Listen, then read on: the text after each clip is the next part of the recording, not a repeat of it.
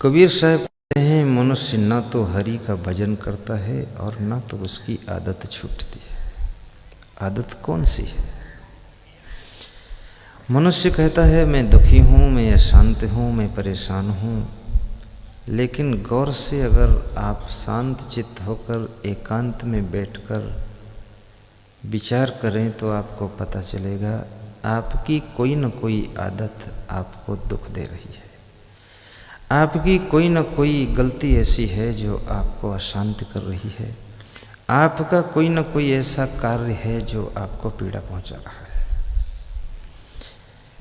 क्योंकि मनुष्य गलतियां भी करता है पर गलती को मानता नहीं है कि ये गलती है। अगर वो शराब पीता है तो कहता है ये तो आजकल का फैशन है, इसमें बुरा क्या है। फिर उसको समझाओ तो कहता है इसमें है क्या, फलों का रस है। आखिर साधु संत फल खाते हैं, हम उसका रस पीते हैं तो इसमें बुरा क्या है। अब वो ऐसे ऐसे तर्क देता है तो उससे पूछा जाए कि जो फूल गोभी है, टमाटर है, बैंगन है, भिंडी है, तुरई है, लौकी है, दुधी है, ये तो सब लोग खाते हैं। लेकिन बैंगन के जड़ के नीचे, टमाटर के पौधे के नीचे जो गोबर डाला जाता है वो गोबर कोई नहीं खाता है। लेकिन तुम ज़्यादा होशियार हो तो तुम कहोगे टमाटर खाते हैं उसमें तो गोबर का अंश आता ही है, तो हम डायरेक्ट गोबर खा लें तो बुरा क्या है। तो क्या गोबर खा लोगे? लोग विचित्र विचित्र तर्क देते हैं। उनके तर्क को काटने के लिए मुझे तर्क ढूंढना पड़ता है। ऐसे तो मैं तर्क करता नहीं हूँ, क्योंकि तर्क से प्रेम में फर्क पड़ जाता है। लेकिन जब ज़्यादा मुश्किल होती है तो मुझे तर्क करना पड़ता है। मनुष्य की गलती स्वयं को अशांत करती है और परिवार वालों को भी अशांत करती है। एक व्यक्ति की अच्छाई हजारों को शांति और प्रसन्नता प्रदान करती है। एक व्यक्ति की गलती हजारों लोगों को डिस्टर्ब कर देती है। और छोटों से गलती छोटी होती है, बड़ों से गलती बड़ी भी होती है। बड़ों की जब गलत कलम चल जाती है तो सैकड़ों की गर्दनें कलम हो जाती है। बड़ों की गलतियां भी बड़े पैमाने पर होती हैं। आज अगर भारत के प्रधानमंत्री नरेंद्र मोदी गलती करें तो छोटी मोटी गलती नहीं होगी, किसी एक परिवार का नुकसान नहीं होगा, पूरे भारत की जनता का नुकसान करेंगे।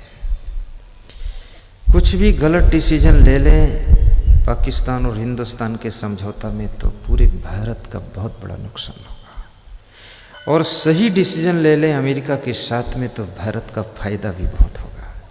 और जब भारत का फायदा होगा, हम सब भारतवासी हैं, तो उस फायदा का परसेंटेज हमको भी मिलेगा, तुमको भी मिलेगा।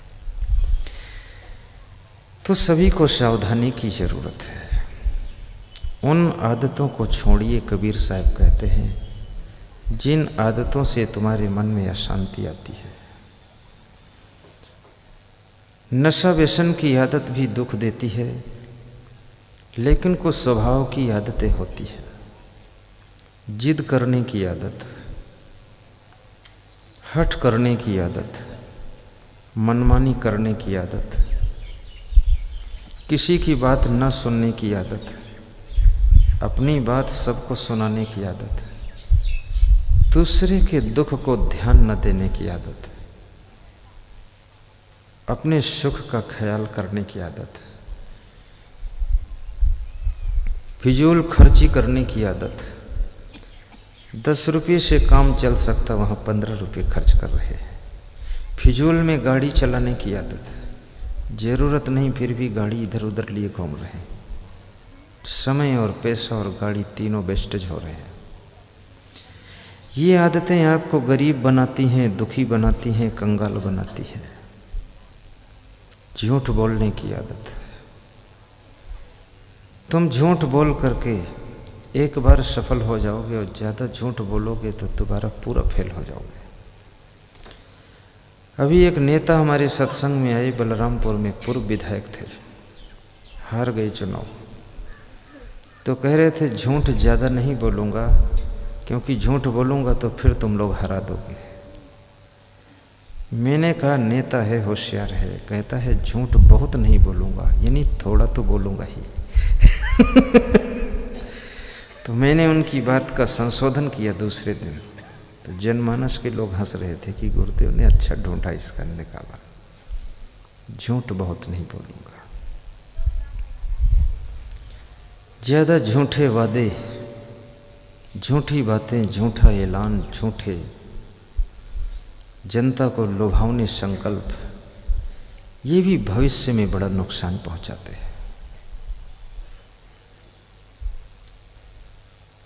अगर आप घर में झूठ बोलते हो तो घर में समस्याएं बढ़ती चली जाएंगी। कितने लोग तो माता पिता से भी खूब झूठ बोलते हैं, गुरु से भी झूठ बोलते हैं। झूठ की वो कसम खा चुके हैं कि झूठ ही बोलूँगा, और झूठ बोलते बोलते सबका विश्वास खोता चला जा रहा है। झूठे आदमी पर धीरे धीरे विश्वास खत्म हो जाता है। और याद रखना, जो विश्वास मत नहीं जीत पाता है और लोकसभा में सरकार उसकी गिर जाती है, विधानसभा में सरकार गिर जाती है। अगर परिवार वालों का विश्वास मत तुम नहीं जीत पाए तो अपने परिवार में सबकी नज़रों में तुम गिर जाओगे, फिर कब उठोगे। विश्वास मत जीतिए, ऐसे कार्य करो जिससे लोगों को आंख मूंद कर विश्वास करना पड़ जाए, लोग कहें कि वास्तव में आदमी है कुछ। ईमानदारी बहुत बड़ी चीज़ है, जिम्मेदारी बहुत बड़ी चीज़ है। लापरवाही करने की आदत, सही कार्य न करने की आदत, कामचोरी की आदत। जो मजदूर लोग कामचोरी करते हैं उनको कोई मजदूरी पे रखना नहीं चाहता है। लोग आपस में सलाह करते हैं कि उस मजदूर को बुला लो, तो दूसरा आदमी कहता है वो कामचोर है, निकम्मा है, काम सही नहीं करता, उसको रहने दो, दूसरा ढूंढ। कामचोर और लापरवाह, आलसी और निकम्मा, ऐसे व्यक्ति को मजदूरी भी नहीं मिलती है, उसको कोई नौकरी पे रखना नहीं चाहता है।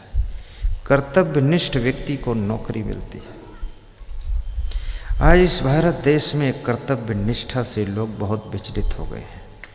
पुलिस में सर्विस करते हैं, कर्तव्य भूल गए, पान ठेला पर पान खा रहे हैं, चौराहे पर दारू पिए हुए कुर्सी लगा के सो रहे हैं। ड्यूटी थी, गाड़ियां निकलेंगी जांच करना, खुद ही बेहोश पड़े हैं, उनकी कौन जांच करे। फिर जब दारू का नशा उतरा तो 2-4 ट्रक रोका, क्या है इसमें, लाइसेंस दिखाओ, ये लाइट ठीक नहीं, वो ठीक नहीं, नंबर ठीक नहीं। उसने 200 रुपये दे दिए कि बोले सब ठीक है चले जाओ, हम ठीक नहीं, तुम जाओ। फिर दारू पी लिया।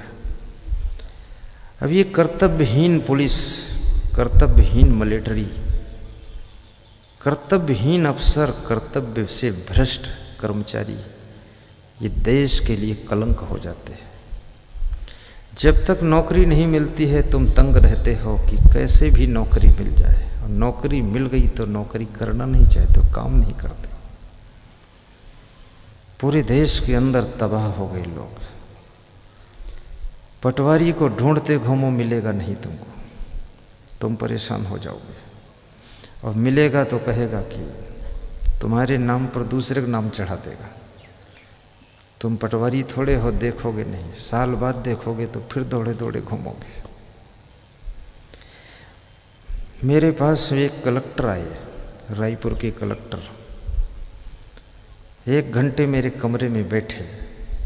तो हमने कहा पटवारी गलती करता है, जनता परेशान होती है, इसकी क्या सजा है। बोले सारा नालायक सिस्टम है, क्या करें गुरुदेव, हम पटवारी को टाइट करें तो वो हम ही को टाइट कर देगा।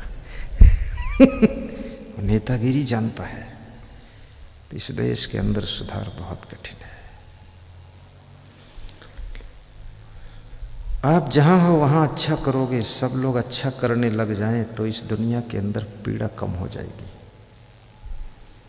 अपने अपने हिस्से का दिया सब लोग जला दें तो दुनिया का अंधकार नहीं रह सकता है, सब रोशनी ही रोशनी हो जाएगी। अपने अपने हिस्से का कर्तव्य पालन करें तो सारे जिंदगी में 4 चांद लग जाएंगे, संसार धन्य हो जाएगा। अभी एक सज्जन मेरे पास में आए तो कह रहे थे कि मैं सर्विस में था, कम से कम 20 की सर्विस ले डाला हूँ। तो लोग मुझसे कहते हैं कि तुम बहुत कठोर आदमी, 20 की नौकरी ले लिया तुमने। बोले मैं बहुत सच्चा और अच्छा आदमी हूँ। वो सब भ्रष्ट थे, उनके खिलाफ कार्रवाई कर दिया, 20 चले गए। तो बोले जब हमसे लोग बोले तुमने 20 की रोजी रोटी ले ली, तो मैंने कहा नए आदमी 20 थे उनको दे भी दी है, पाप पुण्य बराबर हो गया, सब ठीक है। सही काम करो, घर में भी अच्छा काम करना सीखिए। अगर भोजन बनाने की ड्यूटी है तो भाव चाव से भोजन बनाइए, इतना स्वादिष्ट बनाइए। झाड़ू भी मन लगा करके लगाइए। कपड़े धोइए तो प्रेम से धोइए।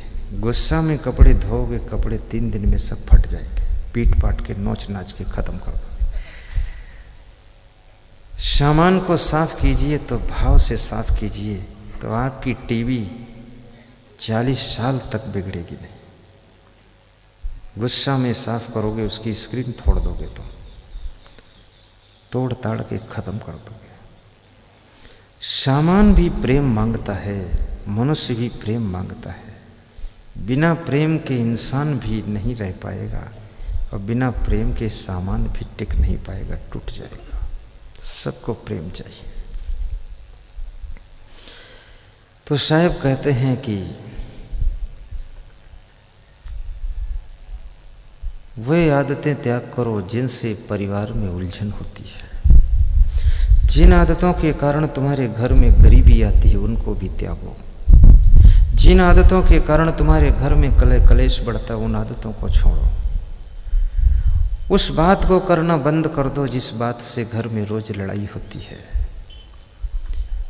और उस द्वार पे जाना बंद कर दो जिस द्वार पर जाने से तुम्हारे नाम पर कलंक लग रहा है। उस गली में निकलना बंद कर दो जिस गली में जाने से तुम्हारा नाम बदनाम होता है। मोबाइल में गंदे गाने सुनने की आदत भी छोड़िए। टाइम तो 24 घंटे से ज़्यादा नहीं है, बुद्धि भी आपकी सीमित ही है। अगर गंदे गाने सुन करके उनको याद करोगे तो अच्छी बातें कब सुनोगे, कब याद करोगे। इस गंदगी को मन में मत भरो। और ये गंदगी जवानी में बहुत आती है।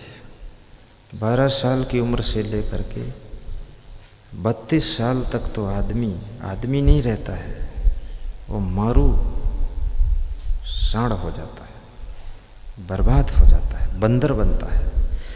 अगर उसको 10 साल की उम्र में सत्संग मिल जाए तो वो आदमी फिर भी आदमी नहीं रहता है, फिर वो देवता बन जाता है और उसकी पूजा शुरू हो जाती है। एक वो आदमी है जिसको मिलने में डर लगता है, उस गली से आप निकलना नहीं चाहते हो। दूसरा वो आदमी है जिसको मिलने में खुशी होती है, दर्शन करने का मन होता है। हम लाइन में लग जाते हैं कि हम भी 2 मिनट उनके सामने पहुंच जाएं, पैर छू लें।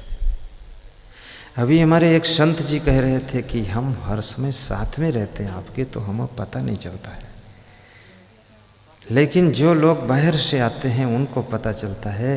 वो आपके पैर छूकर भी बहुत उनको सुकून मिलता है, पुण्य मिलता है। इसलिए गुरुदेव पैर छूना मना मत करना, छूने की छूट रखना। आपके पैर छूने योग्य हैं तो छूने दो, और जिनके छूने योग्य नहीं वो छुआना चाहते तो भी कोई छूना नहीं चाहता है। आपके छूने योग्य हैं तो आप मना मत करना, सबको छूने दो।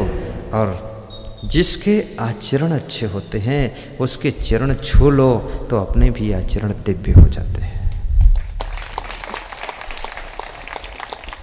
गुरु पद नख मणिगण ज्योति।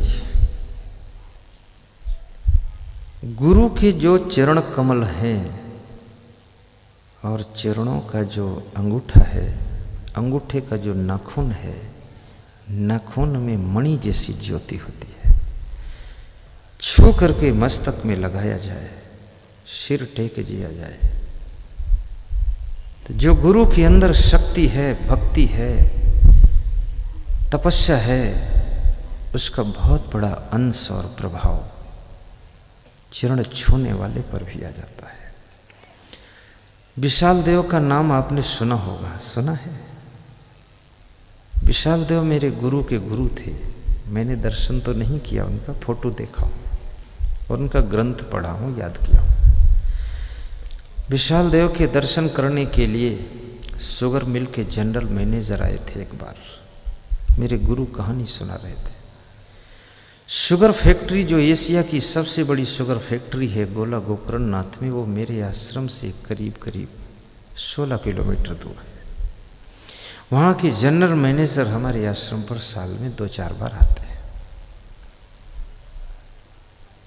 तो वे दर्शन करने आए। विशाल देव एक विचित्र संत थे, मेरे जैसे नहीं थे, मेरे से बिल्कुल अलग थे, निराले थे। और मेरे जैसा और तेरे जैसा तो कोई होता नहीं है, जो होता है वो अपने जैसा होता है। क्योंकि मैं भी अपने गुरु जैसा नहीं हूँ, मेरा गुरु मेरे जैसा नहीं है, और मेरा गुरु अपने गुरु जैसा नहीं हो पाया। विशाल देव जैसा कोई नहीं है। अभिलाष साहब जैसा उनका कोई शिष्य आज तक नहीं हुआ, विशाल साहब जैसा भी उनका शिष्य कोई नहीं हुआ, कबीर साहब जैसा कबीर पंथ में दूसरा संत नहीं हुआ। सब निराले हैं, अद्भुत है। अभी कबीर की टोपी हम लगा सकते हैं, कबीर जैसी दाढ़ी बढ़ा सकते हैं, पगड़ी बांध सकते हैं, माला उनसे डबल लटका सकते हैं, और ये भी लिख सकते हैं कबीर से कम नहीं और उनसे डबल दम है हमारे, क्या समझ रखा, ये सब बोल सकते हैं। लेकिन कबीर कबीर है, तुम हो। एक गाय भी दूसरी गाय की तुलना में नहीं खड़ी हो सकती है, तो आदमी आदमी की तुलना कैसे हो सकती है? सब आदमी विलक्षण है। आप देखिए, बाप जैसा बेटा नहीं होता है, बेटे जैसा बाप नहीं होता है, और बेटे का बेटा भी वैसा नहीं है, सब अलग प्रतिभाएं हैं। आज मैं यहाँ पर सत्संग कर रहा हूँ, कोई ज़रूरी नहीं है कि हमारे शिष्यों में से भी कोई आकर के सत्संग करेगा, वो अपनी प्रतिभा से चलेगा, जो उसकी प्रतिभा हो। सब अलग अलग होते हैं, कोई नकल पकल चलती नहीं है। मेरे गुरुदेव गांव-गांव जाकर सत्संग करने में ज़्यादा इंटरेस्ट नहीं है, अब मुझे बड़ा इंटरेस्ट है। वो हंसते नहीं हैं, हम खूब हंस देते हैं। वो शांत रहते हैं, हम खुश रहते हैं, एकदम सब हैं हम उनके शिष्य। लेकिन वो आता ही नहीं, हम मुंह बंद करके बैठे हो, बंद होता ही नहीं। ये सब अलग अलग नेचर है। आत्मा सबकी पृथक पृथक है। शरीर तो सबका तत्वों से बना हुआ है, स्वभाव संस्कार बिलक बिलक होता है। वो भी महान है, सब महान है, गुरुवर सब महान है। तो विशाल देव ने, जब वो जनरल मैनेजर आया तो कुछ बोले नहीं। वह विशाल देव बोलते नहीं थे ज़्यादा, ऐसे उसको देखा, मुंह देखा आधा मिनट, फिर उसके पैर तक देख लिया, पैर से फिर मुंह तक देखा, और फिर विशाल देव ऐसे बैठ के आंख बंद कर। वो जनरल मैनेजर पैर छू करके बाहर निकला तो हमारे आश्रम के संचालक ने कहा, चलो प्रवचन सुन लो। बोले बस सब कुछ मिल गया, प्रवचन की जरूरत नहीं है। गुरुवर ने मेरे ऊपर नीचे से ऊपर, ऊपर से नीचे तक कृपा की दृष्टि डाली है। शब्द से नहीं, मौन आशीर्वाद दिया है। अब अगर कहीं और बैठ जाऊंगा तो आशीर्वाद में थोड़ा सा डिस्टर्ब होगा, सीधे घर जा रहा हूं। बहुत प्रभावित हुआ। बोले ऐसे महान संत के चरण छूने का अवसर मिला। ये मेरा मस्तक आज तक कहीं झुका नहीं था। बचपन में मेरी माँ ने जबरदस्ती कहीं झुका दिया हो तो झुका दिया हो, लेकिन मैं जब से जानकार हुआ मैं नहीं झुकने दिया इसको, क्योंकि मेरे अंदर अहंकार था, मैं इतना पढ़ा लिखा हूँ, मैं इतना बड़ा अफसर हूँ। लेकिन आज मुझे भी पता नहीं है, कोई कहा भी नहीं है, और ये मस्तक अपने आप यहाँ झुक गया। इस महात्मा के अंदर प्रभु की सत्ता है, भगवत सत्ता है, और भगवान कहीं अलग नहीं है। इसी रूप में भगवान कभी कभी मिलता है, संत के रूप में ही मिलता है। न जाने किस भेष में बाबा मिल जाए भगवान। इसलिए संत को नमस्कार भी कीजिए, प्रणाम कीजिए। एक ज्योतिषी ने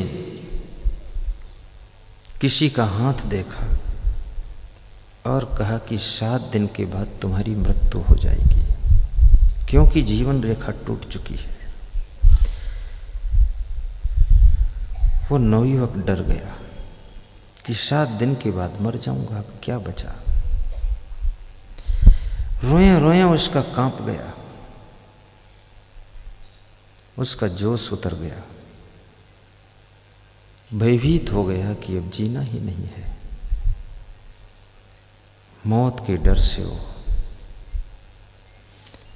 काम बंद कर दिया, केवल स्नान करता था, लेटरिन जाता था, भोजन भी कम हो गया, खुराक कम हो गई। उसकी पत्नी ने पूछा क्या हुआ? बोले 7 दिन बाद ही होगा जो होगा। अभी से बता दूंगा तो तुमको भी दुख हो जाएगा। बोले है क्या? बोले प्रैक्टिकल ही देख लेना, सुनना क्या है। पत्नी भी डर गई। पति की मृत्यु पत्नी के हृदय को कंपन कर देती है, क्योंकि इस संसार में कोई व्यक्ति ऐसा नहीं है जो बिना सहारा के जी सके। एक स्त्री को भी अपने पति का सहारा होता है और पुरुष को भी अपनी पत्नी का सहारा होता है। शिष्य को गुरु का सहारा होता है, गुरु को शिष्य का सहारा होता है। हम आप सब सहारे से ही चलते हैं। सहारा के बिना जीवन मुरझा जाता है, जीवन सूना हो जाता है। बेटी को बाप का सहारा है, बहन को भाई का सहारा है, बेटे को बाप का सहारा है, पिता को बेटे का सहारा है कि बेटा है हमारे।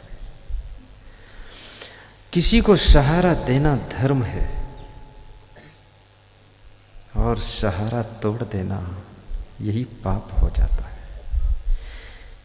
अष्टादश पुराणेषु व्यासस्य वचनम द्वयम् पुण्याय परोपकाराय पापाय परपीडनम्। परोपकार करना पुण्य है। परोपकार क्या है? घनश्याम, भवानीपुर के घनश्याम, परोपकार क्या है? दूसरों को सहारा देना, यही परोपकार है। शब्द अलग अलग है, अर्थ एक ही है। किसी को सहारा दो, वही तो परोपकार है।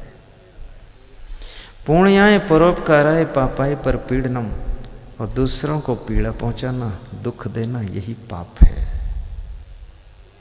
इसलिए सहारा देना चाहिए। और हर व्यक्ति इस जिंदगी में सहारे से ही चलता है। सब कहते हैं मुझे सहारा चाहिए, सहयोग चाहिए। और याद रखना, सहयोग केवल धन से भी नहीं होता है, आपके शब्दों से भी सहयोग मिलता है। कृष्ण भगवान ने अर्जुन को धन नहीं दिया था, लेकिन सलाह का सहयोग दिया था, मनोबल बढ़ाने वाले शब्द दिया था। अर्जुन की हिम्मत को 4 गुना करने वाले ज्ञान की बातें सुनाते थे और अर्जुन को धन्यवाद देते थे, प्रोत्साहित करते थे। कृष्ण ने अस्त्र शस्त्र नहीं उठाया है, लेकिन शस्त्र उठाने वाले को निराश नहीं होने दिया है। नई आशा की किरण रोज जगाते थे और एक ही अर्जुन पूरे महाभारत में विजयी होता है। सहारा। तुम्हारी जिंदगी भी एक महाभारत है। बहुत बड़ा युद्ध चल रहा है। सामने दुर्गुणों का दल, अवगुणों का दल, बुराइयों का दल खड़ा हुआ है। अहंकार रूपी दुर्योधन तुमको ललकार रहा है। तुम आत्मा रूपी अर्जुन हो, तुम लड़ने के लिए सामने खड़े हो। तुम्हारी हिम्मत टूट जाती है। द्रोणाचार्य जैसे लोग भी धोखा दे रहे हैं, सामने धनुष बाण लेकर खड़े हैं। कृपाचार्य जैसे लोग, अर्थात जो गुरु लोग भवसागर से पार करने वाले थे, वे ऐसे हो गए कि वे भी युद्ध मैदान में खड़े हैं, अर्थात उनमें भी बुराइयों का ढेर लगा हुआ है। अब ये सब देख करके अर्जुन घबराता है, तो कोई कृष्ण रूपी सदगुरु मिलता है वैराग्यवान जब, और तुमको ज्ञान के शब्दों के द्वारा तुम्हारा मनोबल बढ़ा देता है, तब तुम अवगुणों के दल को अपने ज्ञान के बाणों से मारते हो और जिंदगी के महाभारत में विजयी हो जाते हो। जीवन के महाभारत को जीतने के लिए कृष्ण जैसा कोई सदगुरु चाहिए।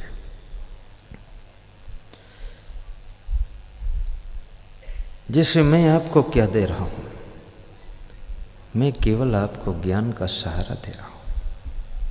आप चलना चाहते हैं भक्ति के मार्ग पर, आप चलना चाहते हैं कल्याण के पथ पर, आप रास्ता पकड़ना चाहते हैं सदाचार का, लेकिन आप भी चाहते हैं थोड़ा सहारा। ये सहारा टूट जाए तो सदाचार के पथ पर चलने वाले लोग भी रास्ते में विचलित हो जाते हैं, फिर नियम टूटने लग जाते हैं, मन डगमगाने लग जाता है। संत से कल्याण के मार्ग पर चलने का सहारा मिलता है। ये संत लोग भजन गाते हैं, इससे भी सहारा मिल जाता है, प्रवचन से भी सहारा मिलता है। अभी एक सांसद कह रहा था कि मैं आपका प्रवचन खूब सुनता हूँ, खूब सुनता हूँ, खूब सुनता हूँ टीवी में। तो हमने कहा हुआ क्या फिर? बोले हुआ ये हार्ट अटैक नहीं हुआ। तो हमने कहा क्यों? बोले पिछला चुनाव हार गया था और इस चुनाव में टिकट कट गया, तो 10 साल के लिए निपट गए, तो हार्ट अटैक होना था वो नहीं हुआ, प्रवचन से नहीं हुआ, सहारा मिल गया। आप सुनाते हो नेताओं के लिए भी। मैं किसी नेता के खिलाफ नहीं हूँ, मैं किसी पुलिस के खिलाफ नहीं हूँ, और मैं किसी व्यक्ति कर्मचारी के खिलाफ नहीं हूँ। मैं तो केवल बुराइयों के खिलाफ रहता हूँ, बुरे आदमी को तो सहारा देता हूँ। शराबी को मैं धक्का मार कर नहीं भगाना चाहता हूँ, लेकिन शराब छुड़ाने के लिए जरूर मैं उसका विरोध करता हूँ कि शराब छोड़ो। तुम्हारे पांव तो बहुत सुंदर हैं, लेकिन पैर में जो गोबर लगा है इसको धो करके आ जाओ तो तुम जैसा कौन सुंदर होगा। ये शराबी तू महान है, अगर शराब पीने का गोबर छोड़ दे, धो डाल, तो तेरे जैसा कौन महान होगा। ऐसा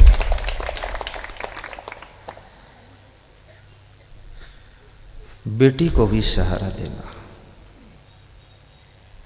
ससुराल में विदा करना उसको तो कह देना बेटी एक घर तेरा ये है जहाँ तूने जन्म लिया है, और दूसरा घर वो है ससुराल जहाँ तुझे जिंदगी बिताना है। अभी तक मेरा सहारा तुझको मिला है, अब तुझे तेरे पति का सहारा, सास ससुर का सहारा मिलेगा। अब जा उस सहारा को पकड़ ले और नम्रता से वहाँ रह लेना, गम खा लेना बेटी।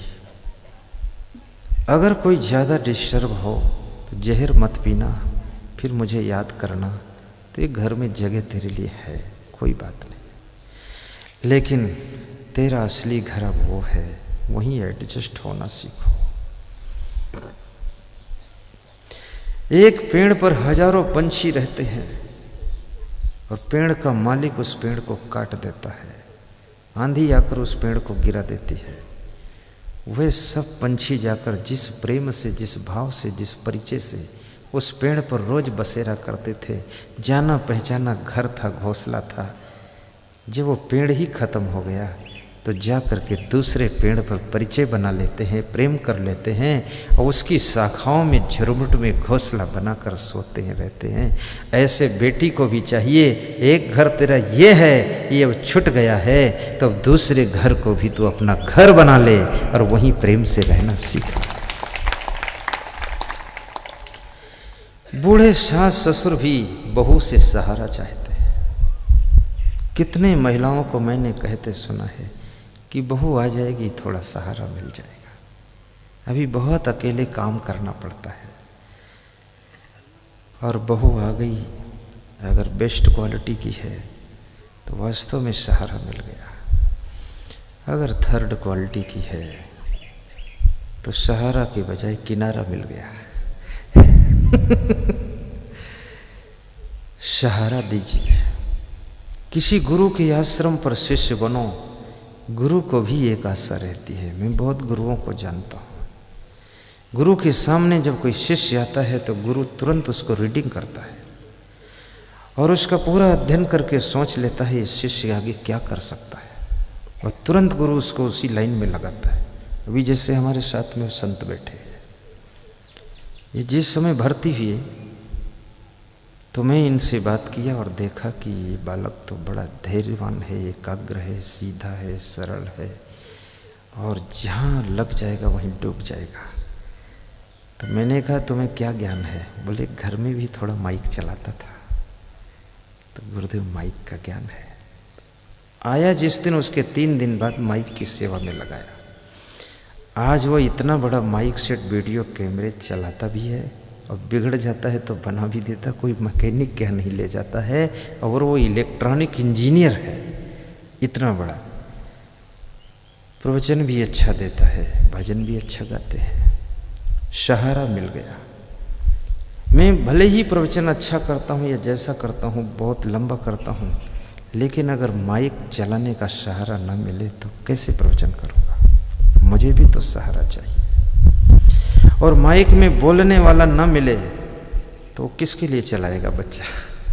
तो दोनों का हिल मिल के कार्य है। सहारा दो। अपने बूढ़े माँ बाप को भी सहारा दीजिए। धक्का मत मारो। बुजुर्ग हो चुके हैं, हाथ पकड़ लो। हमारे गुरु महाराज जब चलते हैं तो मैं उनका हाथ पकड़ लेता हूँ, तो हाथ छुड़ा लेते, कहते हाथ छोड़ दो। हमने कहा गिर पड़ोगे, थोड़ा सहारा हो जाए। तो बोलते अभी हम पूरा मजबूत हैं। तो संचालक साहब का हाथ पकड़ लेता हूँ तो वह अपना हाथ बढ़ा के पकड़ा देते पकड़े रहो, वो पकड़ा देते हैं। सहारा दीजिए। गुरुओं को भी सहारा चाहिए, नौकर को भी सहारा चाहिए। जो नौकर काम कर रहा मजदूर है, उसको भी बेचारे को सहारा रहता, आशा रहती है कि कभी कोई आपदा आ जाएगी, 10-20 हज़ार की ज़रूरत होगी तो मेरा मालिक दे देगा। कभी मेरी वाइफ बीमार हो जाएगी तो मेरा मालिक गाड़ी में बिठाकर पलारी भेज देगा। सहारा। और सहारा पूरे करने वालों के पास में हमेशा मेला लगा रहता है। जो किसी को सहारा नहीं देते हैं वे स्वयं भी बेसहारा हो जाते हैं, और जो सबको सहारा देते हैं उनको अपने आप सहारा मिलता रहता है।